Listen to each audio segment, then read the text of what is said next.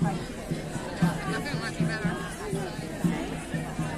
Natalie and I spoke here back in February for the first time. When some other men kick a ball around a pitch into a goal.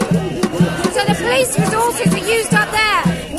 But we can't have enough here to make sure that we can actually say words.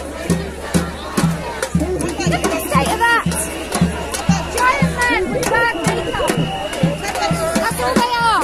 Giant men with bad makeup. It's just absolutely outrageous.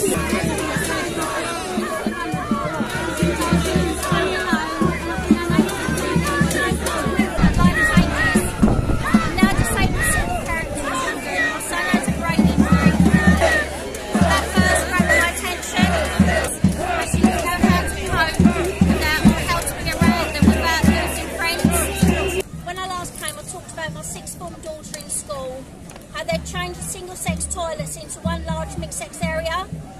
My daughter won't use them, neither will many of the other kids. They all hate the lack of privacy. She suffers from severe menstrual cycles, which she's under the hospital for, so she really does need these single-sex spaces to deal with the incredibly private nature of it all. As I said before, she sometimes leaks, no matter the preparedness, projectile vomits and faints, so that space is important to her, especially when she needs to wash out her clothing or have other girls support her, as it's also incredibly painful. You can't do that with boys in there. She hasn't always the time to walk across the school to the other loos. Most of her friends hate them too for all manner of reasons, as do the boys. So the kids don't use them, they suffer for them, yet the school has just had the bloody cheek to ask her and her classmates to monitor and supervise those toilets because the boys have just caused hundreds of £1,000s worth of damage and are harassing the girls in those loos. What the hell did they expect was going to happen, putting boys and girls together after they'd already just trashed their toilets before they made the mixed sex loos? Nuts. I just think it's bloody insulting that the school has asked them to do this in their free time, their breaks, you know, whenever they've got the time to sit there and sit outside them. Just, it's not on. So I also spoke about how I was sent male carers in both my hospital care and my home care when I specifically requested females only, because for those that didn't hear me before, I'm a survivor of severe domestic abuse, sexual assault and rape, and how I also fear for my old age that I'll not be allowed to have single-sex care because I've seen it firsthand for myself. So I wrote to my MP, Julie Marston, and told her all about this. Many of the things that have all been discussed here today, I had an email like that I sent to her. And also how I'm now considering to not even send my daughter to uni because I can't guarantee her safety. They don't encourage free speech and free debate. So you think, so, you know, it's becoming a real big issue.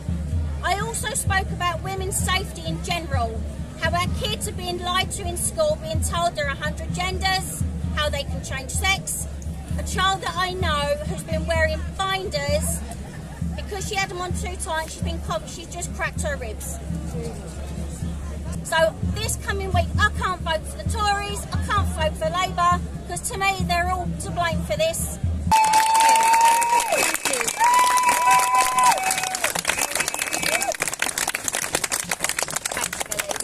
I just want to say very quickly on that, that it was the Conservatives that wrote the guidance in the PSHE that you can't take your children out of, that talked about this gender shit.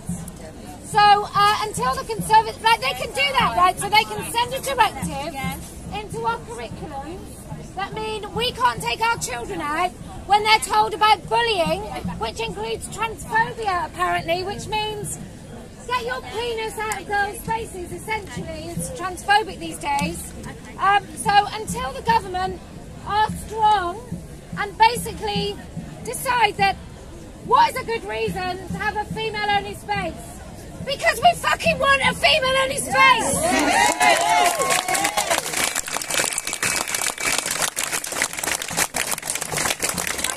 Why are we redefining what a woman is? We know what a woman is. Yeah. Why do we need to? It says in the Act, a woman is an adult human female. Yeah. And that will include girl children are also called women for the purposes of these laws. We don't need it redefined.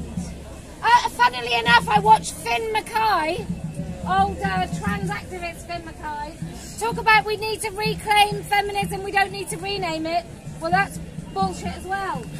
We don't need to redefine and strengthen what a woman is, because we know what a woman is. Our lovely king and all those landed gentry, you know, they don't have to pretend that they think a man is a woman, because their inheritance and their titles get passed down to the oldest male. And you cannot, as a woman, identify into that inheritance. So they know what it is. They all know what it is. They know who to pay the least when it comes to their household staff. So, and I don't even believe in the gender pay gap. Sorry. I think it's just, I think it's difficult. But we know that all these people know what a woman is. So I'm a little bit sick and tired of being told that the Equality Act requires, you know, if it's justified, it is justified. That's the word woman. There's the justification. So anyway, would you like to come and speak?